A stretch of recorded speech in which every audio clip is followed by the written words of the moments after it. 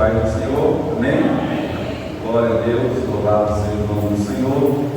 Vamos mais uma vez meditar na palavra do nosso Deus, buscar o conhecimento e o crescimento na graça, na presença do nosso Deus. Deus é bom e Ele está aqui nesse lugar, amém? Vamos convidar os irmãos a abrirem suas Bíblias no livro do Êxodo, no capítulo de número 20. Êxodo, capítulo de número 20, nós vamos ler o versículo 18, 19, 20 e 21 da palavra de Deus. Nós falamos um pouco sobre Trindade, completamos e hoje vamos iniciar o tema do Amabé sobre Pentateuco. É muito interessante falar sobre esse assunto. O Pentateuco vai nos ajudar muito na compreensão da palavra e vai abrir assim cada vez mais o nosso entendimento. Quem achou Êxodo, capítulo de número 20, versículo 18 ao 21, diga amém? Amém. Amém? Então vamos ler. Glória a Deus. A palavra do Senhor diz assim: todo o povo presenciou os trovões e os relâmpagos, e o clangor de trombetas, e o monte fumegante, e o povo observando se estremeceu e ficou de longe. Disseram a Moisés: fala-nos tu, e te ouviremos, porém não fale Deus conosco, para que não morramos. Respondeu Moisés ao povo: não temais, Deus veio para vos provar, e para que o seu temor esteja diante de vós, a fim de que não pequeis. O povo estava de longe em pé. Moisés, porém, se chegou à nuvem escura onde Deus estava. Amém? Pode sentar em nome de Jesus. Toda honra e glória seja dada ao nome de Jesus Cristo. Aleluia. Redobre toda agora a sua atenção, redobre agora toda a sua reverência.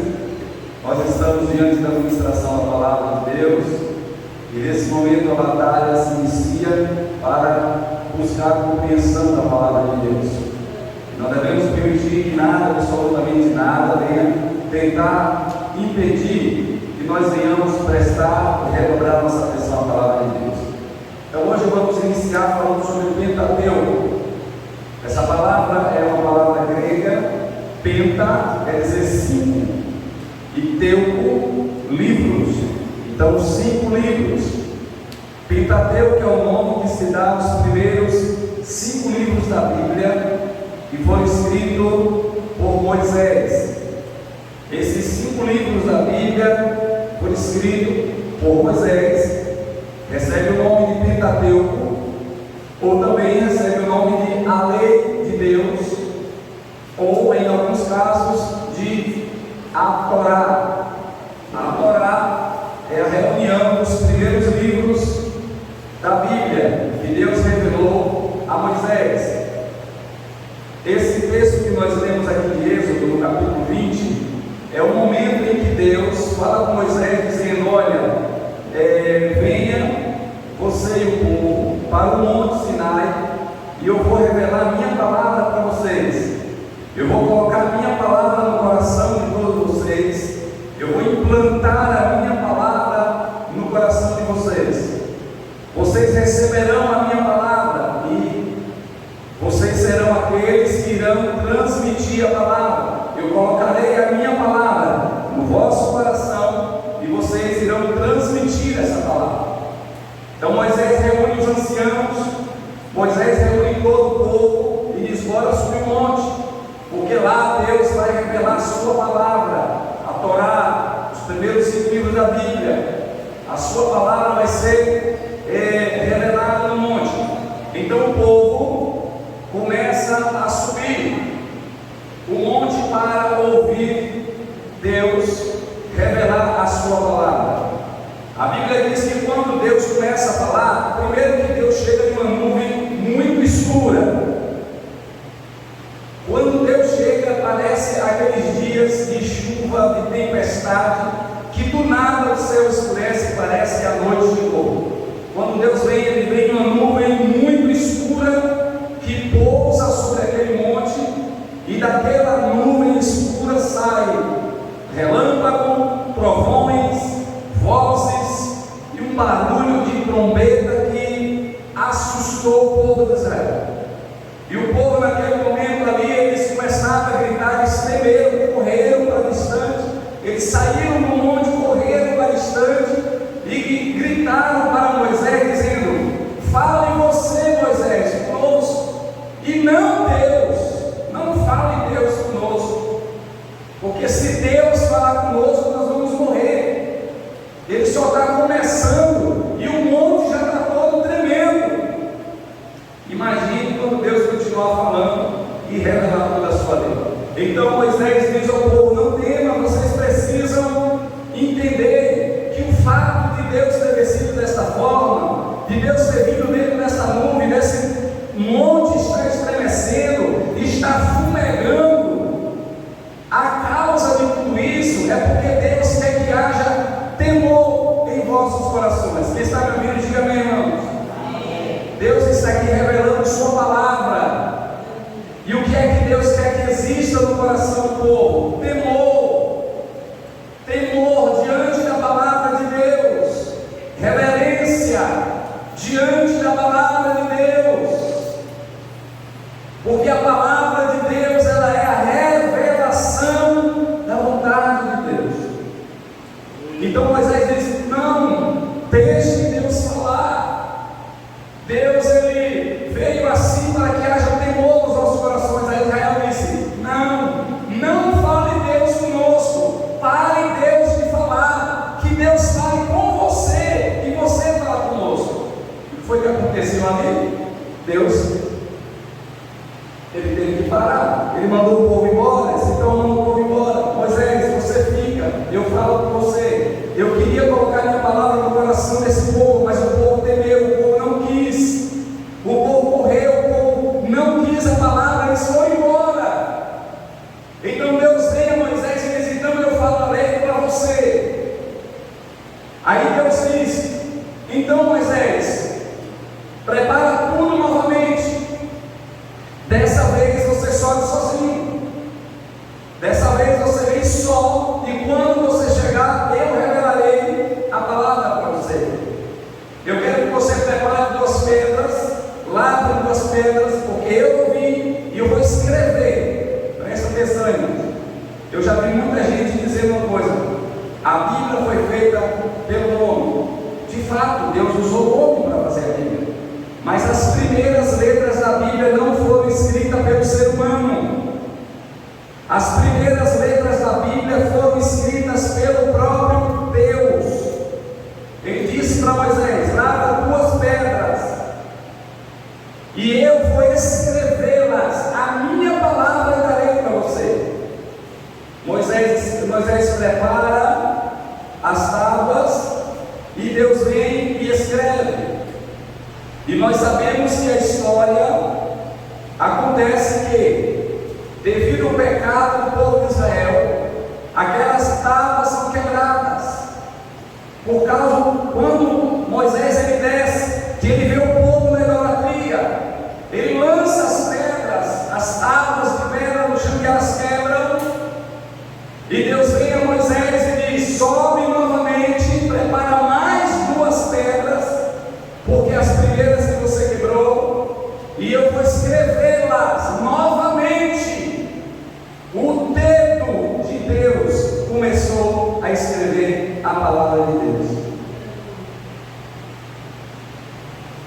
Então Moisés, ele sobe mais outra vez com outras 2 tábuas, e quando chegar em Deus, ele escreve a sua lei e ele transmite a Moisés. E ele dá a Moisés para que Moisés viesse descer com essa revelação e viesse trazer para o povo de Deus.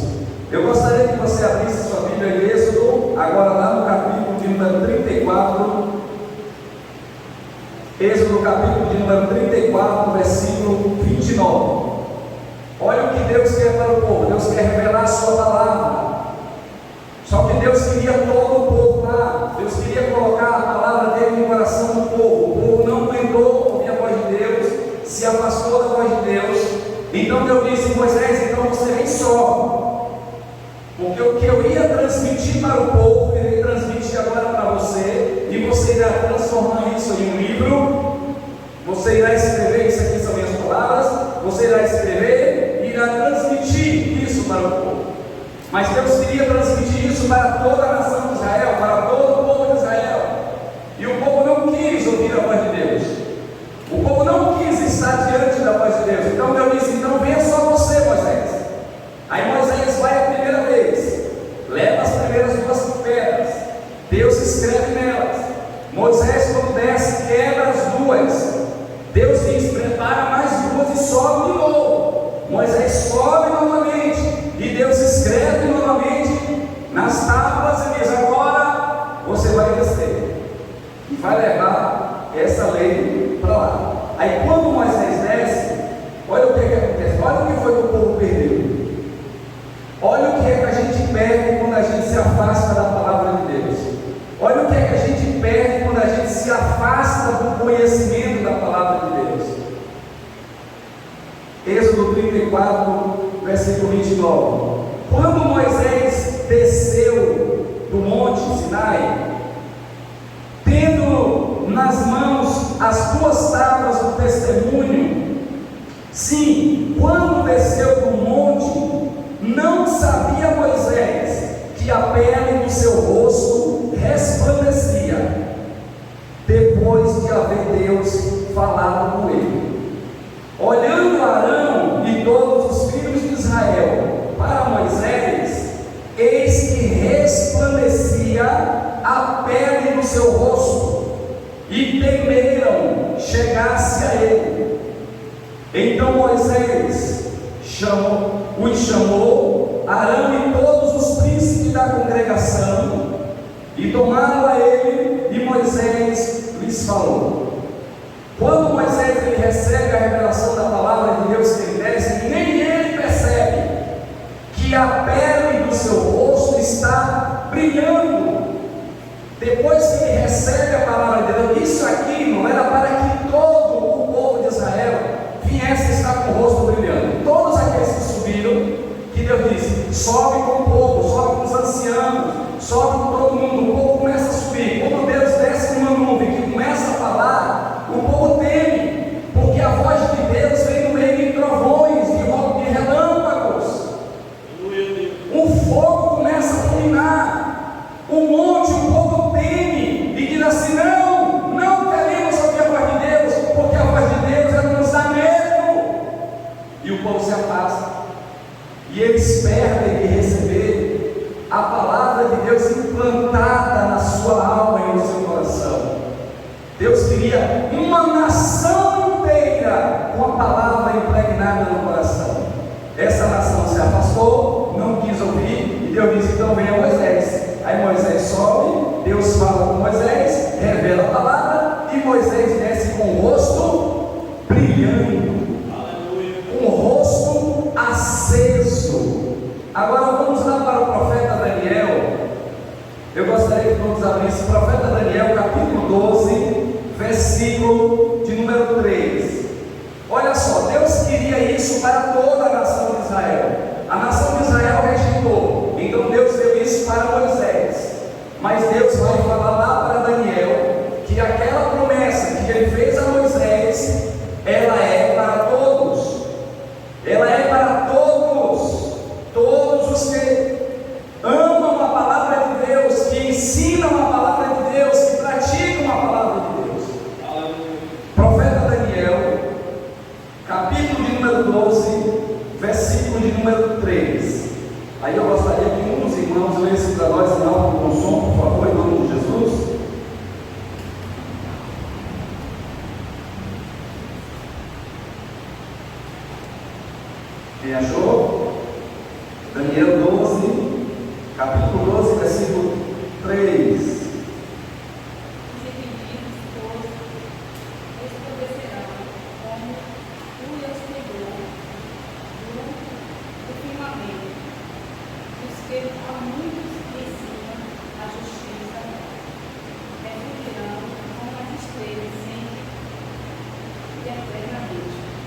Amém.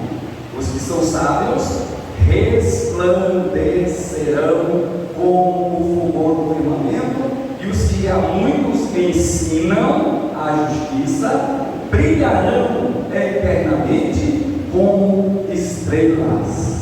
Aquele brilho que Moisés recebeu, aquele brilho que Moisés recebeu na sua pele, é o brilho que todos nós recebemos na nossa alma quando nós nos dedicamos a entender e aprender a palavra de Deus. A palavra de Deus, ela tem o poder de trazer luz à nossa vida, de trazer luz ao nosso semblante. Aqueles que amam a palavra de Deus, aqueles que ensinam a palavra de Deus, eles têm um brilho diferente, eles brilham de forma diferente. Aleluia! Aqueles que aprendem a palavra, que são sábios na palavra, eles resplandecem. Moisés desceu do monte com o rosto brilhando, a melanina da pele de Moisés, as células da pele do rosto de Moisés receberam a luz da palavra e ficaram acesas. Eu imagino que Deus está falando com Moisés, e isso Deus falou lá para Miriam e Arão, quando eles criaram uma contenda contra Moisés. Deus disse: eu não aceito que levantem contenda contra Moisés, porque Moisés é o único ser humano na terra que eu falei com o meu rosto bem perto do rosto dele. Então, quando Deus revela a palavra, Deus encosta o seu rosto no rosto de Moisés, e o brilho da glória de Deus impregna na face de Moisés, e a sua pele resplandece. Então, quando nós nos dedicamos a aprender a palavra de Deus, nós estamos nos aproximando da face de Deus. E quanto mais nós nos aproximamos da face de Deus, nós brilhamos e nós resplandecemos. E o que Deus está dizendo? Quando Jesus ele diz assim: olha, vocês, ou vós, como Jesus sempre falava, vós sois a luz do mundo. Vós sois a luz do mundo.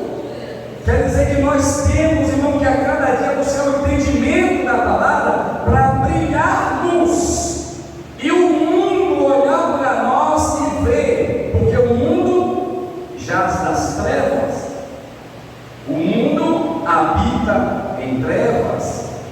Quem governa o mundo é o príncipe das trevas. Vocês sabiam que quando a gente vai estudar a etimologia da palavra luz, a gente entende que uma das raízes da palavra luz no hebraico é conhecimento. Luz é conhecimento. E quando a gente vai estudar o inverso da palavra luz, que é trevas, a gente vai entender que as trevas não ter conhecimento, é se ausentar do conhecimento.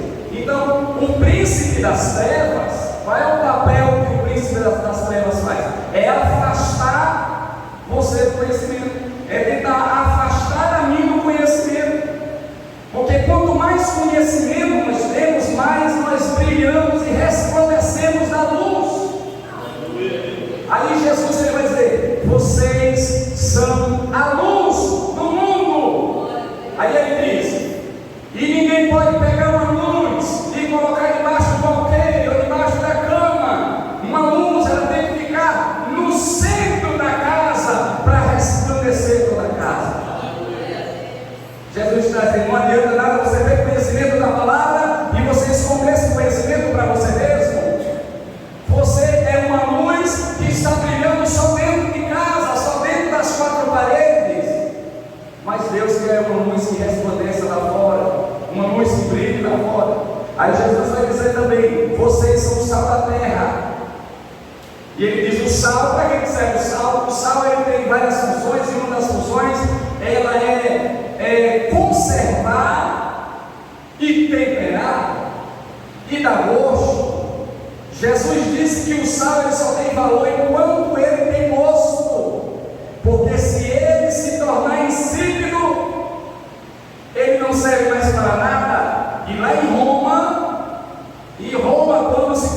construía asfaltos, estradas, usavam sal insípido para colocar no asfalto, e os homens passavam por cima e pisavam. Por isso Jesus dizia: o sal, ele precisa ter sabor, porque se ele perder o seu sabor, vai ser apenas ser pisado pelos homens. Então Moisés, ele não rejeita a oportunidade de receber a revelação da palavra de Deus. O povo rejeitou. Então Deus coloca isso no coração de Moisés. Amém? Então aqui, meus irmãos, começa a nascer a Bíblia. É nesse episódio, é nesse momento. Ela começa a nascer aqui. E foram mais ou menos 1500 anos para que ela fosse completa, para que ela viesse ficar pelo menos o Antigo Testamento inteiro. Ela precisou de mais ou menos 1500 anos de história, de acontecimento, para que ela viesse se formar. Mas ela se inicia aqui, quando Deus começa a revelar o Pentateuco para Moisés. Naquele monte, Deus escreve naquela tábua que nós chamamos de Decálogo, ou os 10 mandamentos. Olha para mim aqui, por favor. Os 10 mandamentos, alguém diz assim: Deus quer que nós venhamos obedecer 10 mandamentos. Isso está certo? Sim ou não? Está certo? Deus quer que a gente obedeça os 10 mandamentos? Sim ou não? Sim. Mas os 10 mandamentos, eles são um resumo das 613 leis e mandamentos de Deus. Deus pegou 613 mandamentos e resumiu em 10. E está aqui o decálogo, está aqui a revelação dos 10 mandamentos. Quem está me ouvindo, diga amém. Amém. Então Deus pega 613 mandamentos, resume em 10. Quem obedece esses 10, obedece os 613.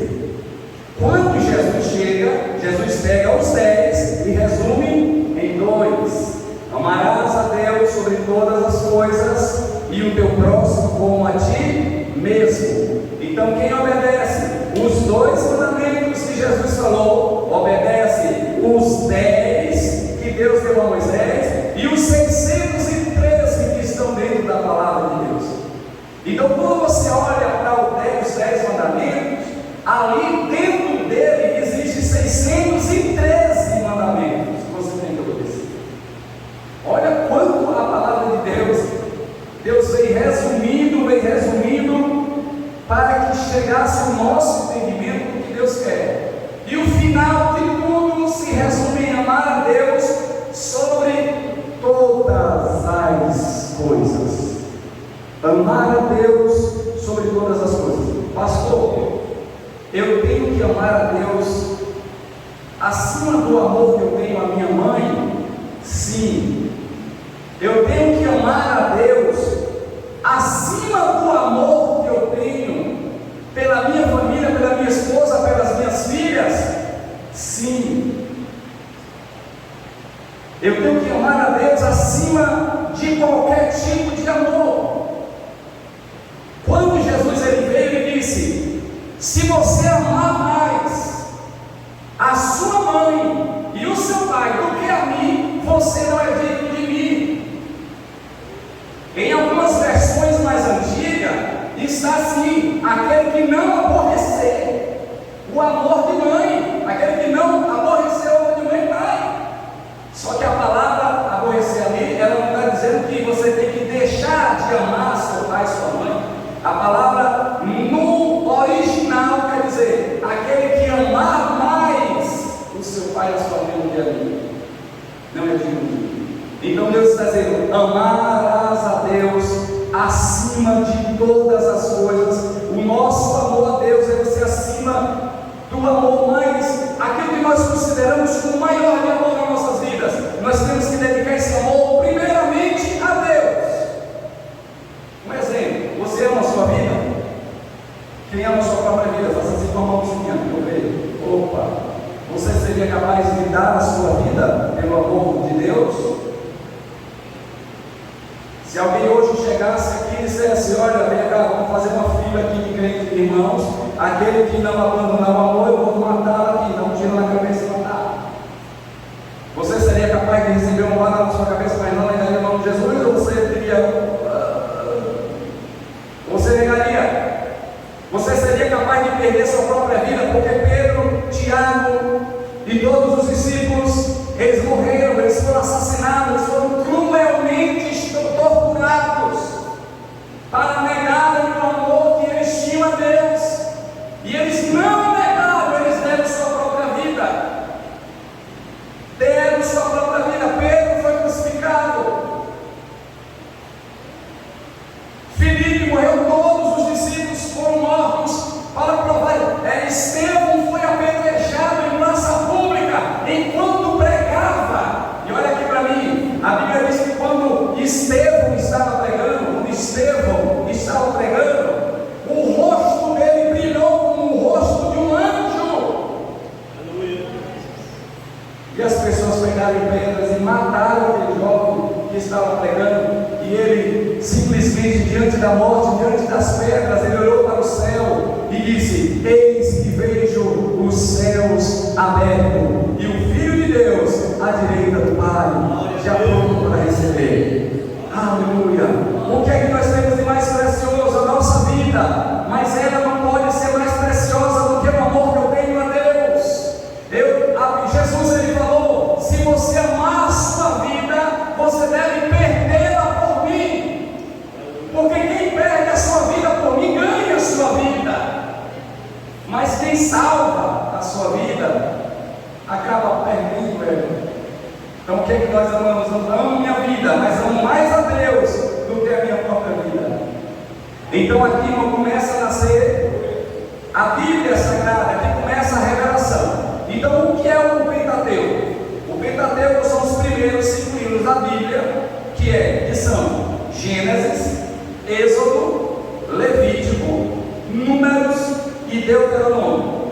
Aqui na nossa apostila diz aqui, Pentateuco é o nome que vem do grego, que significa 5 rolos, ou 5 livros, também chamado de livro da lei pelos judeus, e às vezes referido como a lei de Moisés. Esta é a famosa Torá judaica. Existem 2 elementos que compõem esse conjunto dos 5 livros. Os primeiros 5 livros da Bíblia juntos, esses primeiros 5 livros da Bíblia, quando se unem, são chamados de Pentateuco. E esse Pentateuco, existem 2 elementos que envolvem esses 5 livros. O primeiro é a história, e o segundo é a lei. Deus pega esse Pentateuco e ele compõe dentro desse conjunto de 5 livros, ele coloca a história do povo de Deus. Ele começa narrando as origens. No livro de Gênesis, Deus começa a narrar a origem do universo, a origem da criação do homem, e ele começa agora a traçar uma história. Agora escute aqui, olhe para mim, por favor. Quando nós lemos o livro do Gênesis, às vezes eu pergunto: o que quer dizer Gênesis? O que é o livro de Gênesis? Aí alguém diz assim: pastor, o livro de Gênesis é o livro das origens da vida humana, da vida do ser humano. Tudo bem. O livro de Gênesis, ele contém o início de todas as coisas. O livro de Gênesis, ele contém o momento em que Deus cria o planeta, o momento em que Deus cria a terra. E se nós formos perceber aqui, olha aqui para mim, a gente percebe que quando Deus vem para criar a terra, quando o Êxodo do Gênesis diz: no princípio criou Deus os céus e a terra. A terra era sem forma e vazia, e o Espírito de Deus pairava sobre a face das águas. Então, quando Deus chega para criar a terra, nós vemos um relato que diz: no princípio ele criou, mas quando ele criou, a terra era sem forma e vazia, não tinha nada, só tinha água em todo o planeta. Então Deus chega e começa a organizar. Primeiro que o planeta está todo em volta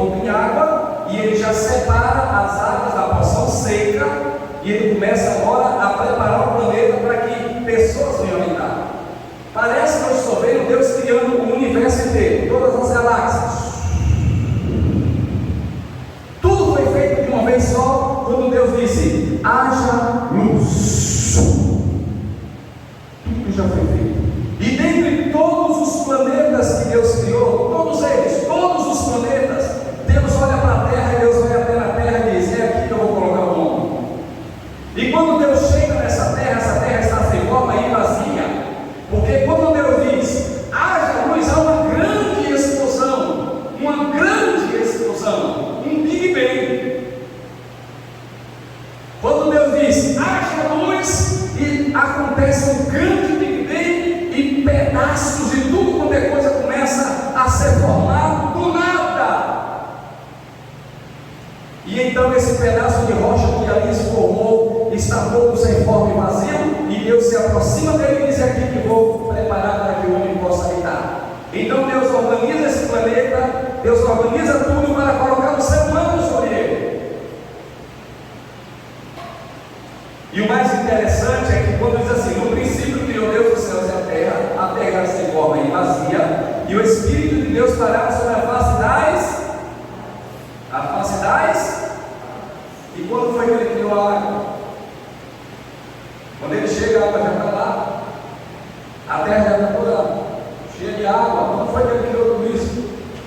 Ele chega, a terra está toda envolta em águas, e ele separa a porção seca da água, e ele prepara o planeta para receber o ser humano. Mas quando a gente vai estudar o livro de Gênesis, a gente está percebendo aqui que o foco do livro de Gênesis não é simplesmente falar da criação, não é dar um estudo sobre astrologia, não é um estudo sobre astronomia, não é explicar se a Terra é quadrada, se a Terra é redonda, se a Terra é plana. O interesse de Deus não é nada disso. Simplesmente o Gênesis, ele está iniciando. Deus começa com tudo ele criou, mas de repente ele vai para o primeiro casal, ele conta a história como o primeiro casal cai. Depois Deus vem no jardim, promete que da semente da mulher vai nascer um que vai restaurar toda a criação. E então Deus começa a partir dali preparando uma nação para que o filho dele venha nascer e aí venha salvar a humanidade. O livro do Gênesis, se você for perceber, ele começa com a criação, mas ele termina com o povo de Israel entrando no Egito. Quem já leu o livro de Gênesis todo? Você já leu o livro de Gênesis todo? O primeiro livro? É bom ler. É bom ler todo. O livro de Gênesis ele começa criando todas as coisas, depois vem Noé, depois vem Noé, depois vem o dilúvio, depois vem tudo Abraão, e a história vai acontecendo, depois vem Isaac, Jacó, e lá vai de Jacó. Quando José é vendido pelos seus irmãos, José vai para o Egito, vem uma grande fome sobre o planeta. Quem é que salva o mundo da fome? José. E quando José salva, ele diz: venham minha família toda para o Egito. Aí toda a família de Jacó, mais ou menos 65 pessoas ou 70 pessoas mais ou menos, entraram no Egito. E aí acaba o livro do Gênesis. O livro do Gênesis acaba quando Israel entra no Egito. Aí começa o livro do Êxodo. O livro do Êxodo já é a história de um povo que entrou em uma nação como um povo livre e agora se tornou escravo ou oprimido. Deus levanta um homem chamado Moisés e manda que ele vá lá libertar esse povo e tirar esse povo dessa opressão. Então nós estamos vendo aqui, irmão, que dentro do Pentateuco nós temos a história e nós temos que conhecer essa história toda. O que é que tem no Gênesis, pastor? O Gênesis tem a criação, a criação da terra, como Deus criou o primeiro casal, a primeira terra, a primeira habitação, o primeiro homicídio. Depois eles foram expulsos, houve ali um grande crescimento da violência. Deus manda o dilúvio, destrói e salva apenas Noé e sua família e um pouco de animais. Depois toda a nação começa a se reestruturar novamente. Aí Deus já vem ali para Abraão. De Abraão Deus começa a preparar a nação. E quando nós vamos finalizar o livro de Gênesis, nós estamos vendo agora o povo de Israel em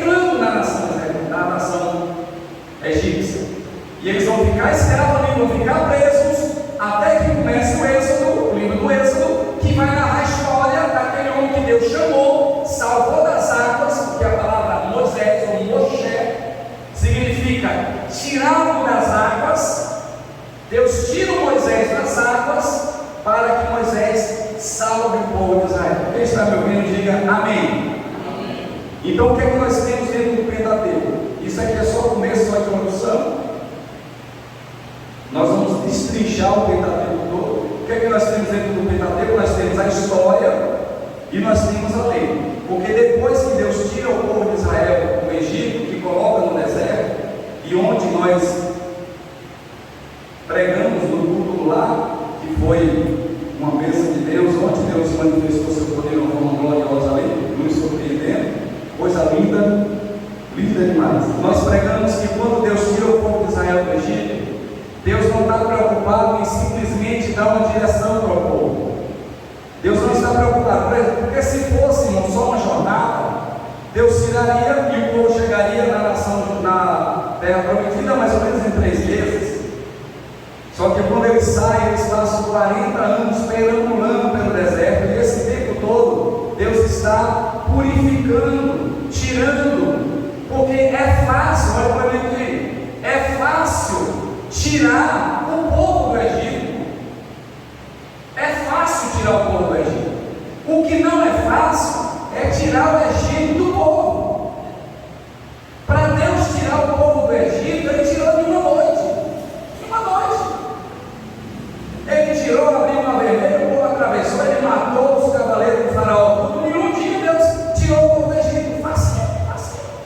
Aí Deus disse: agora vai começar o processo de tirar o Egito de vocês. 40 anos. Sabe quantas pessoas conseguiram deixar Deus tirar o Egito de dentro deles? 2. Os outros morreram tudo no deserto. Deus ficou assim: ó, eu quero tirar o Egito de vocês. Aí ele: não, nós ainda queremos a carne, nós ainda queremos o tempero, nós ainda queremos não sei o que, nós queremos aquilo. E nunca deixava Deus tirar o Egito deles. Então Deus ia segurando, então vai rodando aí, fica aí no deserto, girando aí até transformar. Aí foi, aí morreu 1, morreu 2, morreu 3, morreu 1.000, 5.000, 10.000, morreu tudo, só ficou Josué e Caleb. Eu disse: esse daqui o Egito já morreu. Aí você diz: mas pastor, só entrou 2 pessoas? Não só entrou 2 pessoas. Das pessoas adultas que saíram do Egito, das pessoas adultas que saíram do Egito, só entraram na terra prometida 2. As criancinhas que saíram do Egito, saíram com 1 ano, entraram na terra prometida, já um senhor de 40 anos, mas entrou. Quem saiu do Egito com 10 anos, entrou na terra prometida com 50 anos, mas entrou. Mas os velhos que saíram de lá, que não deixaram Deus transformar, eles morreram no deserto. Porque o caminho que Deus traçou para eles não é apenas uma direção, é uma mudança de vida. Irmão, quem pensa, olha aqui para mim por favor, quem pensa que aceitar Jesus, ser crente, é vir à igreja, levantar a mão e ficar esperando Jesus vir arrebatar o céu, vai morrer no deserto. Jesus vai voltar, e deixa eu dizer uma coisa para você. No livro de Cantares diz que quando a noiva canta com o noivo, o noivo diz: quem é aquela que sobe do deserto? A igreja de Cristo está vivendo no deserto. Então quem pensa que aceitar Jesus é levantar a mão e ficar olhando para o céu esperando Jesus voltar, vai morrer no deserto. Jesus vai voltar e ele vai ficar no deserto, porque não entendeu o que Deus está fazendo. Quando Deus nos tira do mundo e traz para dentro da igreja, irmão, para Deus tirar alguém do mundo é fácil. Para Deus tirar o mundo de alguém não é fácil. O cara está lá no mundo, ele tem vício de linguagem, vício de tudo quanto é coisa ruim, ele pratica todo tipo de pecado. Aí Deus vai lá, usa um pregador, usa um evangelista, prega a mensagem, ele se comove, vem para a igreja e começa o processo de Deus de tirar o mundo de dentro dessa pessoa. E aí entra as doutrinas, entra o ensinamento, entra a pregação da palavra, entra a frequência dos cultos, entra a participação, entra a ordem, a decência, entra tudo que a igreja faz na terra para tentar fazer o ser humano melhor. O processo de Deus tirar o mundo de dentro das pessoas, é por isso que tem gente que está na igreja há 10, 20, 30 anos.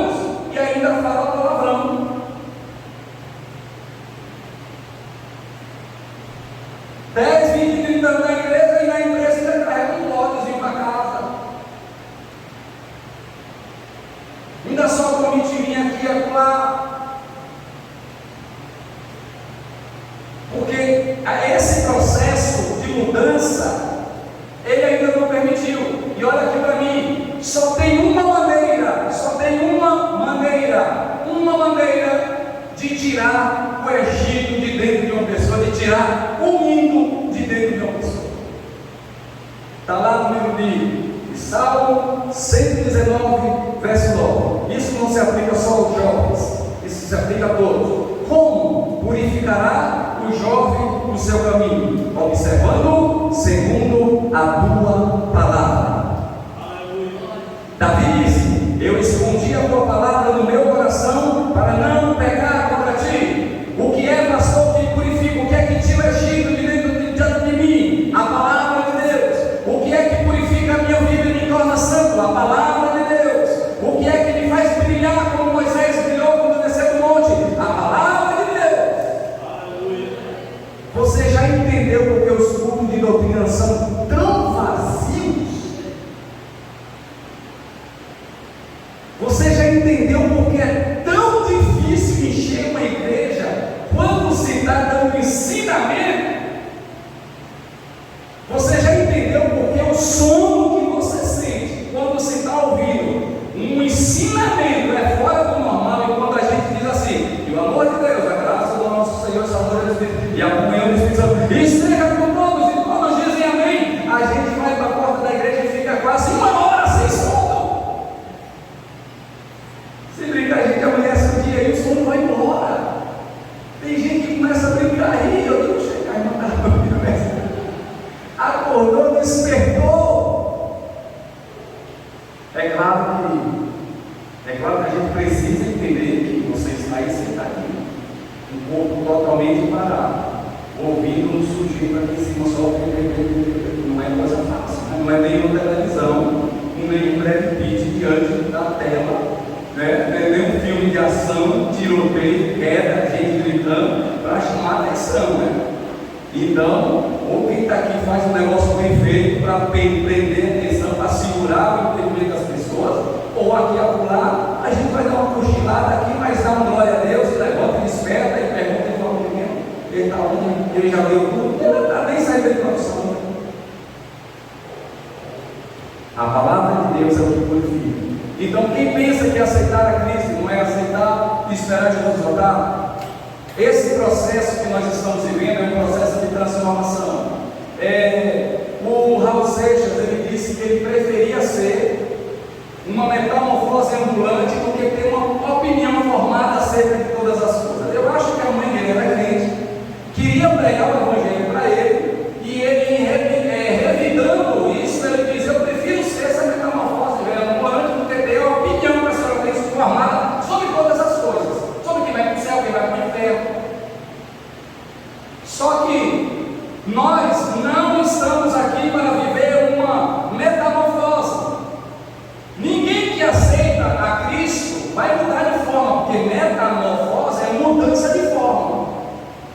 Porque se fosse assim, a gente estaria aqui vivendo um terror, né? Porque mudar de forma é você aceitar Jesus com 2 braços e de repente você ter 3 braços, está mudando sua forma. Você tem agora, em vez de 2 pernas, você tem 4 pernas.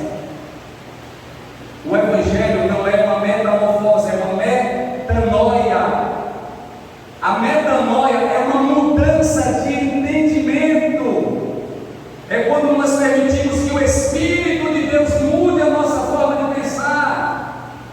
É quando nós permitimos que a mudança aconteça na mente, não no corpo. É claro que se a mente muda, o corpo reflete. Mas a mudança primeiro começa na mente, é uma metanoia, é uma mudança de pensamento. E como é que Deus vai conseguir mudar o meu pensamento? Colocando a sua palavra no meu coração. Ele consegue transformar a minha mente, ele consegue fazer essa mudança, e o que eu pensava, não penso mais, o que eu fazia, não faço mais, o que eu falava, não faço mais, porque agora penso de forma diferente. Quem está me ouvindo, diga amém. Amém. Glória Então, irmãos, na próxima semana nós vamos começar a falar sobre cada livro. Nós vamos explicar sobre o Gênesis, vamos pegar toda a trajetória do Gênesis, do Êxodo, o que cada livro ele traz. Nós temos um resumo do que cada livro traz e qual é o propósito de Deus. Primeiro, Deus inicia a Bíblia pela Torá, pelos 5 livros, esses primeiros 5 livros aqui. Os primeiros.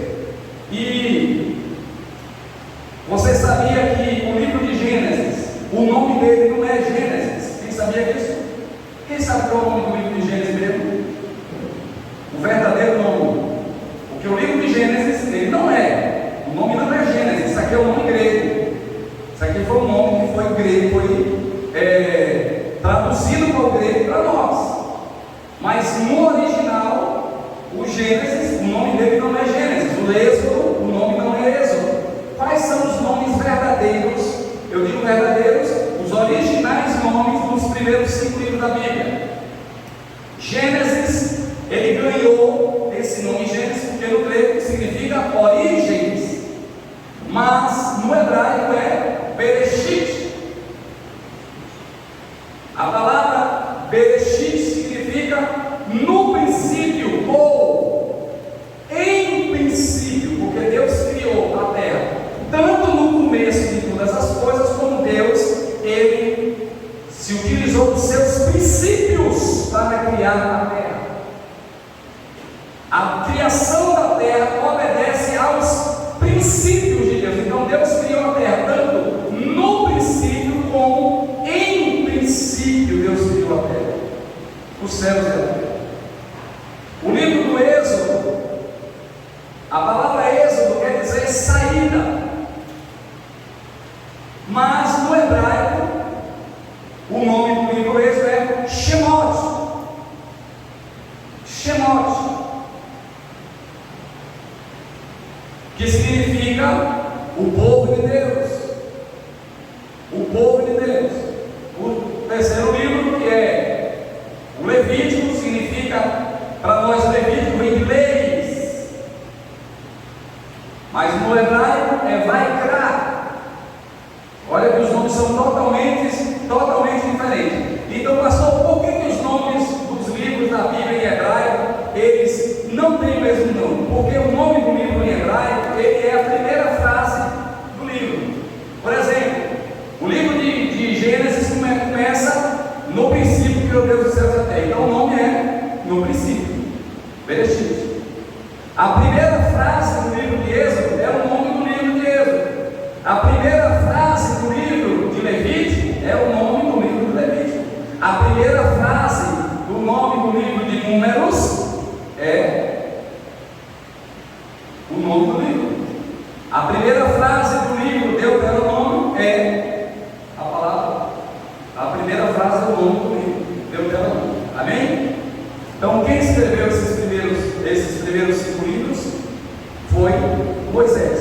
Eu vou finalizar, irmãos. Já estamos finalizando. Nós vamos fazer aqui algumas orações no final, mas eu gostaria de passar para vocês uma pergunta que Lucas me fez no final do culto da semana passada. E eu quero fazer essa pergunta para os irmãos. Ele me perguntou o seguinte: Lucas disse assim, pastor, se quem escreveu o livro de Deuteronômio foi Moisés, no final do livro de Deuteronômio está escrito que Moisés subiu um monte e lá ele morreu. Então, se foi Moisés que escreveu Deuteronômio, ele escreveu sobre a própria morte? Como pode isso? Se foi ele que escreveu Deuteronômio, no final do livro ele coloca: e Moisés subiu um monte e lá ele não desceu mais, ele morreu. Então essa é uma pergunta que leva a gente a tentar buscar o entendimento da palavra de Deus. É boa para nós refletirmos. Na sua opinião, quem escreveu o livro de Deuteronômio? O ensinamento diz que foi o próprio Moisés.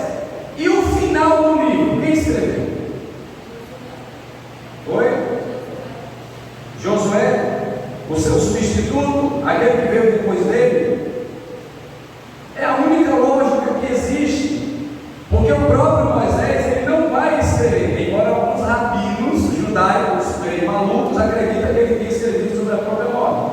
Eu não acredito, eu acredito que o próprio Josué ele tenha escrito, porque ele subiu com Moisés, ele não foi até lá em cima, ele ficou no meio do caminho, Moisés sobe e não desce mais de lá.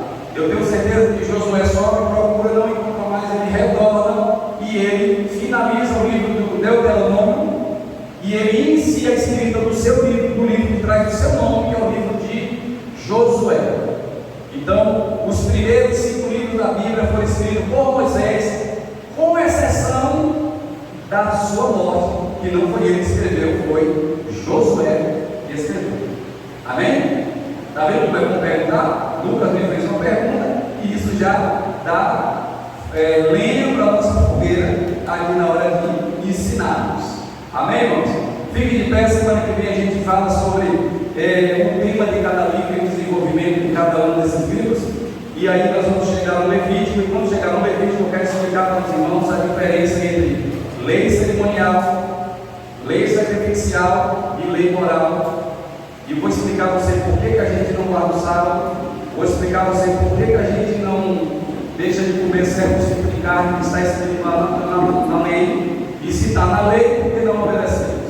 Então, a lei foi dividida de forma pensada por Deus, e a gente precisa entender e saber o que se aplica a Israel e o que se aplica